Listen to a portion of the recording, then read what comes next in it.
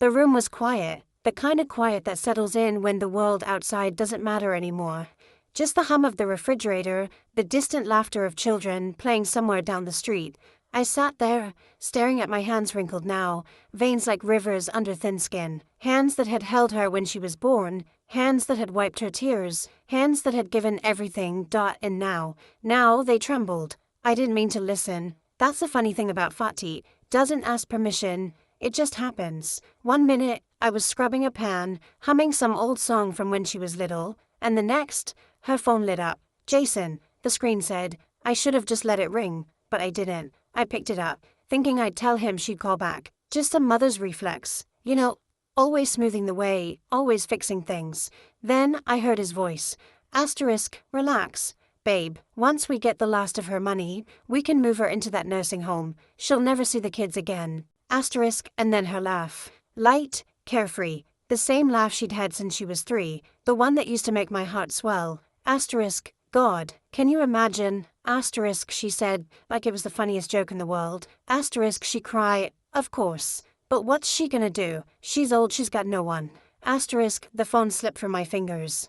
It hit the floor, the screen cracking in a spiderweb of lines. Just like my heart. I stood there staring at it, waiting for the pain to hit. But it didn't. Not yet. First came the cold. A slow, creeping cold like winter seeping into bones. I bent down, picked up the phone, placed it back on the counter exactly where she'd left it. Then I finished washing the pan, because that's what mothers do. We clean up the mess. The rest of the day passed in a blur. Dinner was normal. Rila chatted about work, about the kids, about how stressed she was.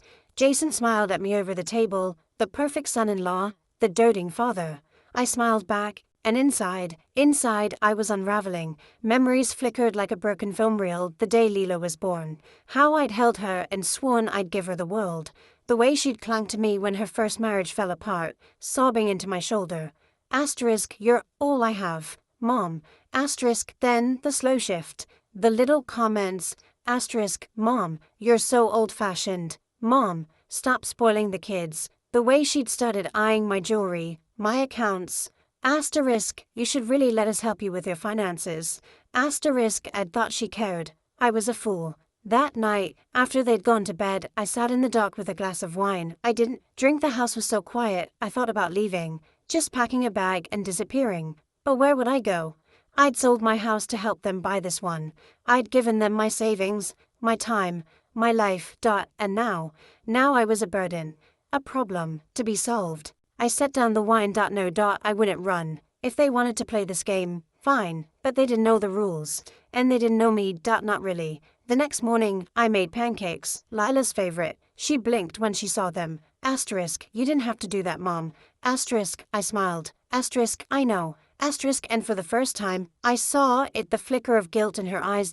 Good. Let it eat her alive. By the end of the week, I'd started my plan. Small things. A misplaced bill where she'd see it, one that showed my accounts were nearly empty, a call to an old friend, loud enough for Lila to overhear. Oh no dear, I'm fine, just making some changes to my will. I watched her, saw the way her shoulders, tensed. Jason, too, he started watching me back, like I was a puzzle he couldn't solve. Perfect. Let them wonder. Let them fear. That night, I stood in the hallway outside their bedroom. They thought I was asleep. They thought I was weak. Their whispers slithered under the door. What if she finds out? Leela's voice tight with nerves. Jason's laugh. And do what? She's a lonely old woman. She's got nothing. I closed my eyes. Oh, my darling daughter. You have no idea what I'm capable of. The next day, I took the grandchildren to the park. Leela's youngest, Emily, clung to my hand. Miana, will you always live with us? I knelt, brushed her hair from her face. As long as you need me, sweetheart. And I meant it, because this wasn't about them, this was about her. And I wasn't done yet. By the time the sun set, I'd made my decision. Revenge wasn't about screaming, about tears. It was about patience. It was about watching them destroy themselves. And I had all the time in the world. The morning light filtered through the kitchen curtains, casting a soft glow over the counter where Leela's phone had sat just days before. I sipped my tea, the warmth doing little to chase away the chill that had settled deep in my bones. The house was quiet. the way it always was before the storm at breakfast and school runs and the relentless rhythm of their lives. I could hear Jason's muffled voice from upstairs. The low murmur of conversation, the occasional laugh. They thought I didn't notice the way they exchanged glances. Now, the way their words carried a new edge when they spoke to me. Polite, but distant, like I was already fading from their world. Good, that let them think that. I set my cup down and reached for my purse, pulling out the small notebook I always carried. Inside, scribbled in my shaky handwriting, were numbers, dates, amounts, every penny I'd ever given them, the down payment on this house, the private school tuition for the kids, the loans that were never repaid. I traced the last entry with my finger. $27,500, March 12th, medical bills. That one still burned. The way Lila had cried when she told me about Emily's emergency surgery, how the insurance wouldn't cover it all. The way she'd clung to me, her voice breaking. Asterisk, Mom, I don't know what we'll do. Asterisk, and like always, I'd opened my wallet. Now, I wondered, had Emily even been sick? I closed the notebook with a snap. Time to find out. The grocery store was crowded, the way it always was on Saturday mornings. I pushed my cart slowly, lingering in the cereal aisle longer than necessary, running my fingers over the brightly colored boxers. Lila's kids loved the sugary ones, the ones she never let them have. I tossed 3 boxers into my cart, let her be the bad guy for once. I turned the corner and nearly collided with a woman about my age, her silver hair cut stylishly short. Margaret. I forced a smile. How are you? Margaret Hayes, one of Lila's neighbors, though not one she particularly liked. Too nosy, Lila always said, too quick to gossip. Perfect. We made small talk, the weather, her new hip replacement, how her daughter in Seattle never called. I nodded sympathetically, waiting for the opening I knew would come. And how's that beautiful granddaughter of yours? Margaret asked, peering into my cot. Emily, right? Lila mentioned she'd been sick. There it was. I let my face fall, just a little. Oh, she's better now, thank God. I lowered my voice. Though between you and me, I still don't understand why the insurance didn't cover it. Lila said it was some kind of loophole. Margaret frowned. That's odd. My son-in-law works for Blue Cross. He said pediatric surgeries are almost always covered unless ... double quotes. She trailed off, suddenly uncomfortable. Unless, I prompted. She waved a hand. Oh, you know how insurance companies are. Always some excuse. But her eyes darted away. I sighed. Well, it's done now. I'm just glad I could help. Margaret's gaze sharpened. You helped, of course. I laughed lightly. What's a grandmother for? I didn't miss the way her lips pursed, the way her fingers tightened on her cot. Gossip was a wildfire, and I'd just struck a match. Lila was waiting when I got home, arms crossed, leaning against the kitchen island. The kids were nowhere in sight, probably at soccer practice with Jason. You bought them Fruit Loops, she said, staring into the grocery bag. I set the bags down carefully. They're children, Lila. Let them have some joy. She exhaled sharply through her nose. We've talked about this. I don't want them eating that garbage. I met her eyes, then threw it away. A beat of silence. She looked away first. That night, I waited until the house was dark before slipping out of bed. The hardwood floor was cool under my bare feet as I padded down the hallway. Past the kids' rooms, past Lila and Jason's closed door. The home office was at the end of the hall. Jason's domain. The door creaked. When I opened it, the sound impossibly loud in the silent house. I froze, listening, but no footsteps came. I moved to the desk, the glow from the streetlights outside casting just enough light to see. The computer was password protected, of course, but Jason was careless. He kept a notebook in the top drawer, filled with logins and passwords. Jazz Fan 1985 got me in. His email was open. I clicked through, scanning, searching, nothing obvious. Then the search bar, medical bills. A single result, an email from Lila sent last month. Asterisk, Jason attached, are the forms from Dr. Simmons. Just routine checkups for the kids. Insurance, covered everything. Can you file these? Asterisk, my hand shook as I clicked the attachment. 3 pages of medical records. Emily's last appointment, a well-child visit, no surgery, no emergency. Just another lie. I printed the pages, folded them neatly, slid them into the pocket of my robe. Then I deleted the email. The next morning, I made pancakes again. This time, I used the Fruit Loops as toppings, arranging them in silly faces that made the kids giggle. Lila stared at me from across the table. You're in a good mood. I smiled. I had a lovely chat with Margaret Hayes yesterday. Something flickered in Lila's eyes. Oh, I sipped my coffee. She was asking about Emily's surgery. Jason's fork clattered against his plate lip. Voice was too bright. That was months ago. Was it? I tilted my head. Funny, I could have sworn Margaret said something about pediatric coverage being automatic. Double quotes silence. Then Emily piped up. I didn't have surgery. Nana, Mommy said I'm the healthiest kid in my class. The air left the room. Lila's face went pale. Jason stood abruptly. Kids, go get your shoes on. We're late. They scrambled away, oblivious to the earthquake beneath their feet. I stayed seated, watching as Lila's throat worked. Mom, I held up a hand. Don't. And then I did something I hadn't done since she was a little girl. I walked away. The park was empty this early. I sat on a bench, the printed medical records heavy in my purse. The sun was warm on my face, the breeze carrying the scent of freshly cut grass. I thought about confrontation, about screaming, about tears, about demanding answers.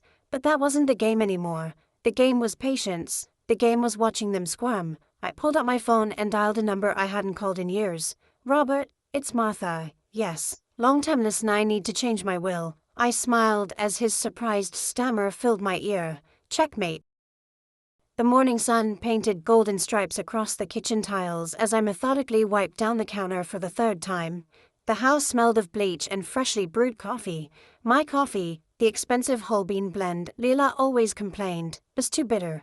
I took a slow sip, savoring the rich flavor as I listened to the muffled sounds of their morning routine upstairs. The shower running. Jason's deep laugh. Lila's sharp tone as she hurried the children along. Normal sounds, family sounds, the kind of sounds that used to fill me with warmth. Now, they just made my fingers tighten around the mug. I set it down carefully just as little feet came thundering down the stairs. Emily burst into the kitchen, her blonde curls bouncing, still in her pajamas despite the school day. Nana, will you braid my hair like yesterday? Mommy says we're late, but I want the fishtail one. I glanced at the clock. 7:48. School started at 8:15. Lila would be frantic in exactly 6 minutes. I smiled and reached for the brush. Of course, sweetheart, sit down. As I worked my fingers through her tangled curls, I studied my granddaughter's face in the morning. Light. She had Lila's nose, Jason's chin. But the eyes, those were my Henry's eyes.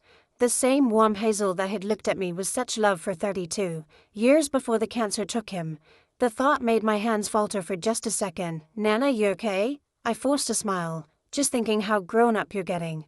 I tied off the braid with one of the ribbons I'd bought last week. Lila hated when I spoiled them with little gifts. They're beautiful. Lila's heels clicked sharply against the hardwood as she entered, already dressed in her sleek work blouse and slacks. Her eyes flicked to Emily's hair, then to the clock. Her lips thinned. Mom, we don't have time for this today.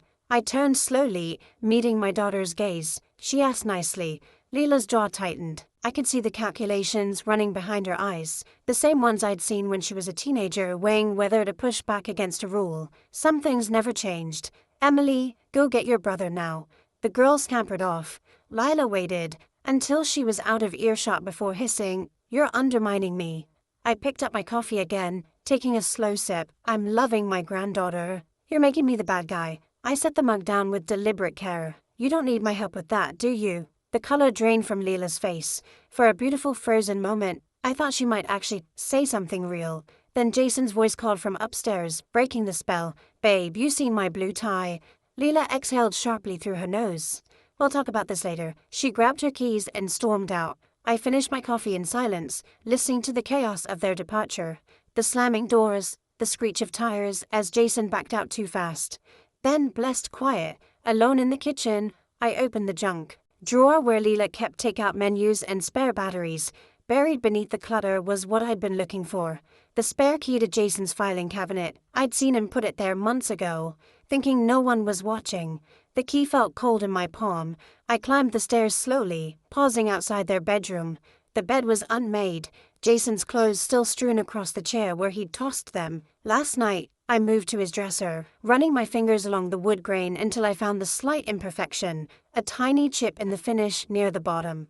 Right corner dot, just where I'd noticed it weeks ago. I knelt with some difficulty. My knees weren't what they used to be and pressed the spot. The false panel gave way with a quiet click, revealing the small lockbox Jason thought was hidden. My hands didn't shake as I slid the key into the lock. The box opened with a whisper. Inside were exactly what I'd expected. Papers, neatly folded, carefully organized, bank statements, tax returns, and there, at the bottom, the file labeled Martha.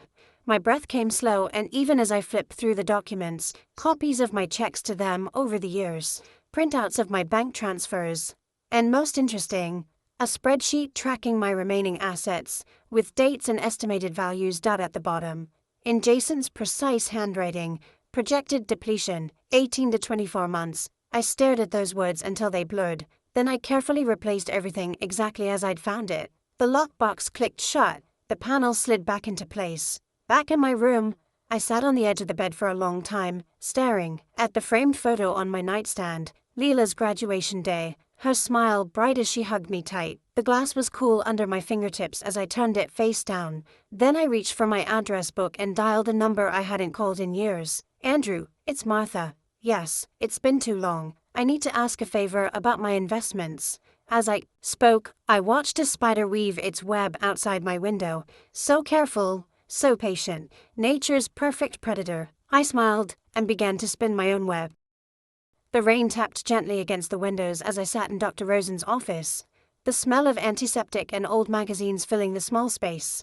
The doctor studied my test results with that practiced, neutral expression they all perfect in medical school, but I saw the slight tightening around his eyes. Mrs. Whitmore, I'm afraid the news isn't good. He adjusted his glasses. The test shows significant progression of your condition. I let my hands tremble slightly in my lap. How long? He sighed, the sound heavy with rehearsed sympathy. With proper treatment, perhaps 6 months. Maybe a year if we're optimistic. A year. The same time frame Jason had noted in his little spreadsheet. The irony almost made me laugh. I dabbed at my eyes with a tissue. I see. Thank you for being honest with me. The doctor leaned forward. Have you considered discussing this with your family? These next months? No. The word came out sharper than I intended. I softened my tone. Not yet. I need time to process this first. He nodded understandingly and began writing prescriptions I would never fill. As he scribbled, my gaze drifted to the framed photo on his desk, him with his wife and 2 smiling children at Disney World. Happy, whole, unbroken. I wondered how long that would last. The house was quiet when I returned. I could hear Jason, in his office, the steady click-clack of his keyboard bleeding through the door. Lila was out with the children, some after-school activities she'd been harping about all week. I moved through the kitchen slowly, deliberately, making just enough noise to be noticed. Sure enough, Jason appeared in the doorway. Martha, you're back early from your appointment, wasn't it? I kept my back to him as I put the kettle on. Yes, just a routine checkup. The lie hung between us. I could feel his gaze on the medical folder I'd placed just so on the counter. My name clearly visible on the label. You left your phone here this morning, I said casually. It kept ringing. Something about the Anderson account. His posture changed instantly. You answered it. I turned, meeting his eyes. Of course not, but it was quite persistent. I tilted my head. Everything all right at work? He shifted uncomfortably. Fine, just a difficult client. His eyes flicked to the medical folder. Are you feeling okay? The kettle whistled. I poured the water slowly over my tea bag, watching the tendrils of color bloom in the cup. Getting old isn't for the weak. I took a sip, but we all have our expiration dates, don't we? Jason's smile didn't reach his eyes. Well, let me know if you need anything. He retreated to his office, but not before I saw him glance again at that folder. I smiled into my tea. 2 days later, I accidentally left the folder on the kitchen table when I knew Lila would be the first to find it. I watched from the hallway as she picked it up, saw her fingers tremble as she scanned the contents, the way her breath hitched when she reached the prognosis. That evening, dinner was a tense affair. Lila kept shooting me glances when she thought I wasn't looking. Jason was unusually attentive, refilling my water glass without being asked. Little Emily, perceptive as always, kept asking why everyone was so quiet. After the children were in bed, I heard the hushed argument from their bedroom. How long have you known? Mila's voice, sharp with accusation. I didn't. She never said you. Went through her files last month. Don't lie to me. I leaned against the wall outside their door, sipping the tea I'd supposedly gone downstairs to make. The sound of their whispers was sweeter than any symphony. The next morning, I announced I'd be meeting with my lawyer. Lila nearly dropped her coffee. Lawyer, why? I adjusted my scarf with deliberate slowness. Oh, just some estate planning. At my age, it's prudent to have things in order. I met her gaze. Don't you think? Jason's fork clattered against his plate. Of course. That's responsible. Leela's knuckles were white around her mug. Shouldn't family be involved in those decisions? I smiled gently. Oh, I'm just tidying up some old paperwork. Nothing to worry about. The lie tasted delicious. Robert Langford's office smelled of leather and expensive cologne. He'd been Henry's lawyer first, then mine, one of the few people who'd never treated me like just a widow to be managed. Martha. He stood as I entered. You're looking well. I took the seat across from his massive mahogany desk. Looks can be deceiving, Robert. He studied me for a long moment before nodding. The paperwork is ready, as you requested. But are you sure about this? It's unusual. I accepted the documents, scanning the familiar language with satisfaction. I've never been more certain. He tapped his pen against the desk. And your daughter, does she know? I looked up, holding his gaze, and she won't. Not until it's time. Robert exhaled slowly but reached for his pen. You always did play the long game, Martha. I smiled as I signed my name with a flourish. It's the only way to win. That night I made Leela's favorite meal pot roast with garlic mashed potatoes, the same recipe I'd made for her birthdays growing up. She picked at her food, her eyes red-rimmed. Jason drank his wine too quickly, refilling his glass the moment it was half empty. Everything all right, dear? I asked Lila as I passed the peas. She looked up, and for a fleeting moment I saw my little girl again, scared and unsure. Mom, is there something you're not telling us? I chewed slowly, savoring the moment. Then I reached across the table and patted her hand. We all have our secrets, don't we? The silence that followed was broken only by the ticking of the grandfather clock in the hall, the one that had been in Henry's family for generations, the one Lila had always loved, the one I'd just willed to the local historical society. Later, as I prepared for bed, I heard the unmistakable sound of Jason's office door closing quietly, the soft pad of footsteps down the hall, the creak of the stairs as someone descended. I waited exactly 5 minutes before following. The light was on in Jason's office, the door slightly ajar. Through the gap, I could see Lila at his computer, her face illuminated by the blue glow of the screen. Find anything? Jason's whisper from behind her. She shook her head. Nothing, just the same old files. She turned, her face drawn. What if she's already changed it? What if we're two? I chose that moment to let the floorboard creak. Leela spun, her face going pale as I appeared in the doorway, wrapped in my robe. Mom, we were just looking for my will, I finished calmly. The blood drained from both their faces. Jason recovered first. Martha, we were just concerned. I smiled. I know. I turned to go, then paused. Oh, and Leela. The password isn't Emily's birthday anymore. I changed it after I found you going through my things last month. I left them standing there, their mouths opening and closing like fish out of water. Upstairs I took my time getting ready for bed, humming softly to myself. The spider doesn't rush its prey, it waits, and so would I. The scent of smoke woke me at 3:17 a.m., not the comforting, familiar smell of a fireplace or the charred edges of toast left too long in the toaster. This was acrid, thick, the kind of smell that crawls into your nostrils and plants claws in your lungs. I sat up slowly, listening. Silence. Then the distant crackle.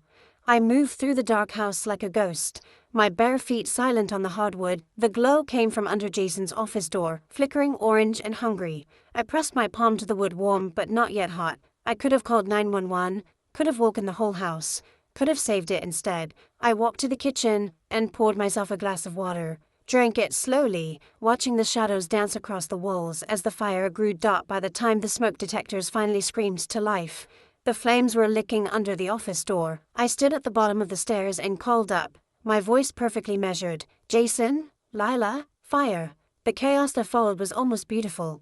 Jason barreling down the stairs in his boxers, Leela shrieking for the children, the dogs barking. Wildly, I stood calmly by the front door, my coat already on, holding the leashes. The kids? Leela screamed as Jason wrestled with the fire extinguisher. I've got them, I said, already herding my wide-eyed grandchildren out into the cold night. Emily clutched my hand like a vice, her little brother sobbing against my hip. We watched from the sidewalk as the fire trucks arrived, their sirens painting the neighborhood in flashes of red. Leela stood shell-shocked in her nightgown, watching the smoke pour from her precious home. Jason was shouting at the firefighters, his face streaked with soot and me. I held the children close and whispered comforting words, while my fingers curled around the spare key to Jason's filing cabinet, the one I'd plucked from the junk drawer before waking anyone. The hotel room smelled like artificial lemons and stale air. Lila paced like a caged animal while Jason argued with the insurance company on the phone. The children, exhausted, had finally fallen asleep in the adjoining room. "This doesn't make sense," Lila muttered for the 10th time. "The fire, Marshall said, it started near the outlet behind your desk. Since when does wiring just catch fire?" Jason shot her a warning look, his hand over the phone. "Old houses, babe. It happens." I sat in the armchair by the window, knitting. The rhythmic click of the needles was the only sound for a long moment. Then, Leela turned to me. "Mom, did you notice anything strange tonight, before the fire?" I didn't look up from my knitting. "Strange how? I don't know." She rubbed her arms like she was cold. "A smell, a noise." The needles slipped, just slightly. "Now that you mention it, I did smell something odd when I got up to use the bathroom. Earlier, like burning plastic." Jason's head snapped toward me. "What time was that?" I made a show of thinking. "Oh, around 2:30. I didn't think much of it at the time." Lila and Jason exchanged the look. A terrible, knowing look. Because Jason had been in his office until nearly 2 a.m., working on something urgent. I watched the realization dawn on them. The timeline didn't add up. If the fire had smoldered since 2:30, Jason's face went gray. Click, click went my needles. The insurance adjuster was a tired-looking man named Mr. Ruiz. He flipped through his notepad in the hotel lobby while Leela hovered nervously. "Good news is, the damage is mostly contained to the home office and adjacent walls," he said. "Bad news is, any paper records in that room are likely gone." Jason went very still. "Gone, unless they were in a fireproof safe." "Yes?" Mr. Ruiz gave a sympathetic shrug. "Happens more than you'd think. People keep important documents in regular filing cabinets." Lila made a small, strangled noise. Jason's hands clenched at his sides. I sipped my tea, because here's something they didn't know are funny things. They don't always burn evenly. A filing cabinet might char on the outside while leaving the contents inside. Recognizable. Especially if someone had taken certain files out beforehand. The temporary rental house was smaller than they were used to, with thin walls and water stains on the ceiling. Lila complained endlessly, her voice sharp with stress. Jason drank more, his eyes bloodshot and distant, and the children. The children clung to me. Emily in particular had started having nightmares. She'd crawl into my bed at all hours, shaking, whispering about the orange monster in the walls. "It's okay, sweetheart," I'd murmur, stroking her hair. "Nana's here." And oh, how Lila hated that. "Mom, you can't keep coddling her," she snapped one morning after finding Emily curled in my lap instead of eating breakfast. "She needs to learn to self-soothe." I looked at my daughter over Emily's head. "She's 7, Lila." She watched her home burn. Something flickered in Lila's eyes, then something almost like shame, but it was gone as quickly as it came. "We all did," she said stiffly before storming out. Emily looked up at me with those big, trusting eyes. "Is Mommy mad at me?" I kissed her forehead. "No, darling, she's just not feeling well." The lie tasted like honey. 2 weeks after the fire, Jason came home with a bottle of expensive whiskey and a black eye. Lila shrieked when she saw him. "What happened?" "Nothing." He shrugged her off, pouring himself a generous glass. Client got aggressive, but the way his eyes darted to me told a different story. I waited until Leela was distracted with the kids before approaching him at the kitchen counter. "Rough day." He knocked back the whiskey. "You know damn well." I feigned confusion. "Shike, the Andersons," he hissed, keeping his voice low. "Their files were in my office. All the paperwork for the merger. The end is everything." I tutted sympathetically. "That's unfortunate." Jason's fingers tightened around his glass. "Unfortunate, Martha, without those documents, the deal falls through. And if that happened, he cut himself off. But I knew. Oh, I knew. Jason's business was leveraged to the hilt. The Anderson deal wasn't just important, it was make or break." I patted his arm. "I'm sure it will work out." Then I walked away, leaving him staring into his empty glass. That night, I waited until the house was silent before opening my suitcase, the one item the firefighters had managed to save from my room. Inside, beneath layers of clothing, was a manila envelope. I slid out the contents, spreading them across the bed. Photocopies of Jason's files, the Anderson contracts, the financial projections. The damning emails where Jason had promised things he couldn't deliver. All perfectly preserved. I ran my fingers over the papers, smiling. Because here's the thing about revenge, it's not about the grand gestures, it's about the small, precise cuts. The ones that bleed slowly. The ones they never see coming. I tucked the files back into their hiding place and turned off the light. Outside, the first snow of winter began to fall, blanketing the world in perfect, pristine white. The first sign of spring arrived with a certified letter. I watched from the kitchen window as the mail carrier trudged up the driveway of the rental house, his boots leaving dark prints in the melting snow. Lila intercepted him at the door, her voice sharp with the perpetual irritation that had become her default since the fire.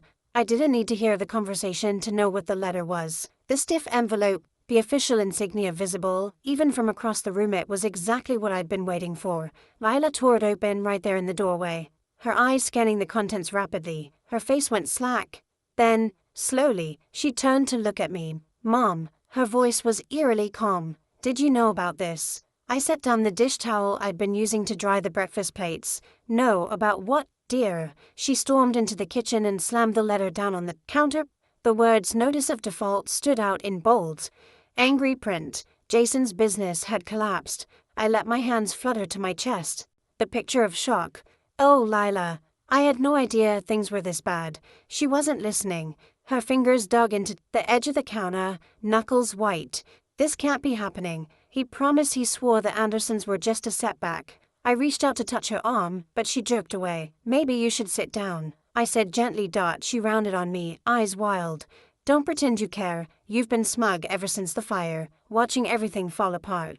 The accusation hung in the air between us. I let my expression crumple. "Just slightly, Lila, that's not true."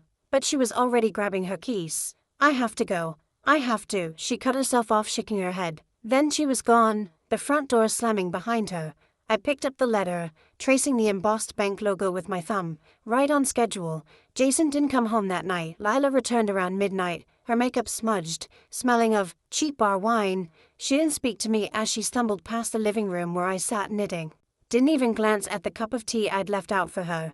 The children, sensing the tension, had been unusually quiet all evening. Emily kept shooting me questioning looks, her little face pinched with worry. "Is Daddy in trouble?" she whispered as I tucked her into bed. I smoothed her hair back from her forehead. "Grown-ups have complicated problems sometimes, sweetheart." She chewed her lip. "Will we have to move again?"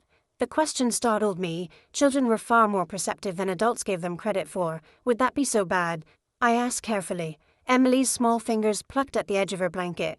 "I liked our old house. Before the fire." She hesitated. "But I like being with you more." The words lodged in my chest like a shard of glass. I kissed her goodnight and turned out the light before she could see my face. The next morning, the shouting started before breakfast. I heard them the moment I stepped into the hallway. Jason and Lila, their voices ricocheting off the walls of the master bedroom. "You lied to me." Lila's shriek carried clearly. "You said it was just temporary. Now they're foreclosing on the office." Jason's response was lower, more desperate. "I just need more time." "Time for what? The Andersons are suing. The bank is calling the loans. We're broke." "Jason." A thud, something being thrown. Then Jason's voice, sharp with something I'd never heard from him before. "Fear. We still have the house. Once the insurance pays out." Lila's laugh was jagged. "The house that's in my mother's name. The house she paid for." Silence. Then, very quietly, we could talk to her. "Explain." "No." Lila's voice was suddenly calm. Deadly calm. "I'm done explaining. I'm done begging." The bedroom door flew open and Lila stormed out, nearly colliding with me in the hallway. For a heartbeat, we just stared at each other, mother and daughter, strangers now. Then she pushed past me without a word. The lawyer's office was exactly as I remembered. It's stuffy, lined with leather-bound books that no one ever read. Robert Langford sat behind his massive desk, steepling his fingers as he studied the documents in front of him. "This is highly unusual, Martha." I sipped the tea his secretary had brought me. "So is finding out your child wants to put you in a home." Robert sighed. "You're sure about this?" "Once the papers are filed, I'm sure." He hesitated, then reached for his pen. "You understand this will likely destroy your relationship with Lila." I smiled. "That ship sailed a long time ago, Robert." The pen scratched across the paper. A signature? A date? The official legal end of something that had died long before. The process server arrived just as Leela was getting the children ready for school. I watched from the kitchen as she opened the door, her polite smile freezing when she saw the envelope in his hand. Leela Whitmore. Yes, you've been served. The children watched, confused, as their mother tore open the envelope. I saw the exact moment she understood. Her body went rigid, her breath catching audibly, then her head snapped up, her eyes finding mine through the doorway. You. The word was a weapon. I didn't flinch. Me. The children shrank back as Leela advanced, the legal papers crumpling in her fist. What is this? She hissed. I glanced at Emily and her brother. Perhaps we should discuss this later. Lila didn't even look at them. Get your backpacks. Wait in the car. The children fled. When the door closed behind them, Lila threw the papers at me. They fluttered to the floor between us. The words, eviction notice, clearly visible. You're kicking us out. Her voice shook. Your own family. I bent slowly to pick up the papers, smoothing them against my knee. The house is mine, Leela, always has been. You gave it to us. I shook my head. I let you live in it. There's a difference. Leela's face twisted. After everything we've done for you, everything you've done for me. I laughed. The sound bitter. Let's talk about what you've done, shall we? The lies, the stolen money, the plans to ship me off the moment you'd bled me dry. She recoiled. That's not. Heard you, Lila. My voice was quiet now, deadly quiet. That day you left your phone on. I heard every word. The color drained from her face. For the first time in her life, my daughter had nothing to say. I stepped around her, heading for the door. You have 30 days. Behind me, Leela found her, voice at last. You'll regret this. She spat. I swear to God. Mom, you'll. I turned back, cutting her off. No, Leela, I won't. And for the first time in years, I walked away without looking back. The park was quiet at this time of day. Just a few mothers with strollers, an old man feeding pigeons. I sat on my usual bench, watching the ducks glide across the pond. The manila envelope in my lap was heavy. Inside were all the documents Robert had prepared, the deed to the house, the updated will, the financial statements showing exactly how much money I'd lost over the years, enough proof to ruin them. But also, and this was the funny part, enough to save them, if they swallowed their pride, if they apologized, if they meant it. I traced the edge of the envelope, thinking of Emily's worried face, the way she'd clung to me that night of the fire, the way she'd said, I like being with you more. A breeze ruffled the surface of the pond, sending ripples across the water. I made my decision. The envelope stayed unopened. For now. The moving truck arrived on a Tuesday morning, its loud engine rumbling through the quiet neighborhood. I watched from the living room window as Lila directed the movers, her movements sharp and efficient. She hadn't spoken to me since the eviction notice, not really, just clipped necessities about schedules and mail forwarding and the children's school records. Jason was conspicuously absent. Emily clung to my leg as the movers carried out the furniture, her small fingers digging into my slacks. Nana, are you sure you can't come with us? I knelt, smoothing her hair. Your mommy needs you right now, sweetheart. But what if I need you? The question lodged itself in my ribs like a knife. I pressed a kiss to her forehead. Then you call me anytime, day or night. Leela's shadow fell over us. Emily, go help your brother pack his toys. The little girl hesitated, then threw her arms around my neck in a fierce hug before running off. Lila waited until she was out of earshot. The keys will be on the counter when we leave. I straightened slowly, my knees protesting. Where will you go? Her jaw tightened. Not that it's any of your business, but Jason's parents have a rental property. I nodded. The in-laws you always said were too cheap to help. Leela's eyes flashed. You'd know all about that, wouldn't you? The accusation hung between us. I could have told her then about the envelope in my safe, about the lifeline I'd considered throwing. Instead, I said nothing. Let her think what she wanted. The house echoed after they left. I wandered through the empty rooms, running my fingers over the ghostly outlines where furniture had been, the nail holes where pictures had hung. The silence was overwhelming. The phone rang at exactly 7:15 p.m. I knew who it was before I picked up. Emily's voice was small and scratchy over the line. Nana, the new house smells weird. I closed my eyes, picturing her curled up in some unfamiliar bedroom, clutching the phone like a lifeline. New places always smell strange at first. Sweetheart, it'll feel like home soon. A pause. Then, barely a whisper. I don't want it to. The pain was sudden and visceral. I gripped the receiver tighter. Is your mommy there? Another pause. Then Lila's voice, cool and distant. She's supposed to be in bed. Lila, the line went dead. The days bled together after that. I kept busy sorting through old boxes, reorganizing the kitchen, all the little tasks I'd put off for years. But the nights were long. The silence pressing in from all sides. It was on one of those endless nights that the phone rang again. Not Emily this time. Jason. His voice was slowed. The background noise of a bar clear behind him. You happy now, Martha? You got what you wanted. I sat up in bed, switching on the lamp. What do you want, Jason? A bitter laugh. Lila left me, took the kids. Said I ruined everything. He took a long swig of something. I could hear the ice clink. But we both know who really ruined it, don't we? The words hung between us, thick with implication. I said nothing. Jason's voice dropped, suddenly sober. I know it was you. My fingers tightened around the phone. Excuse me, the fire. His breath was ragged. The files, the Andersons, all of it. You planned this. The accusation should have scared me. Instead, I felt something like relief. Prove it. Silence. Then a soft, broken chuckle. You're a piece of work, Martha, you know that. The line went dead. I sat there for a long time, the dial tone buzzing in my ear. Then I reached for the small key I kept taped to the underside of my nightstand. That it was time. The safe was hidden behind a false panel in the study, the one room the fire hadn't touched. Inside were all the documents I'd collected over the months, the copies of Jason's files, the bank statements, the recordings.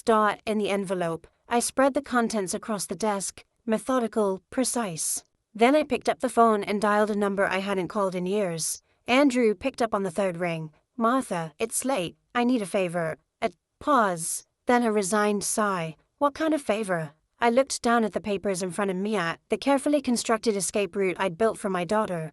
At the life raft she'd never known existed, the kind that fixes things. I said softly.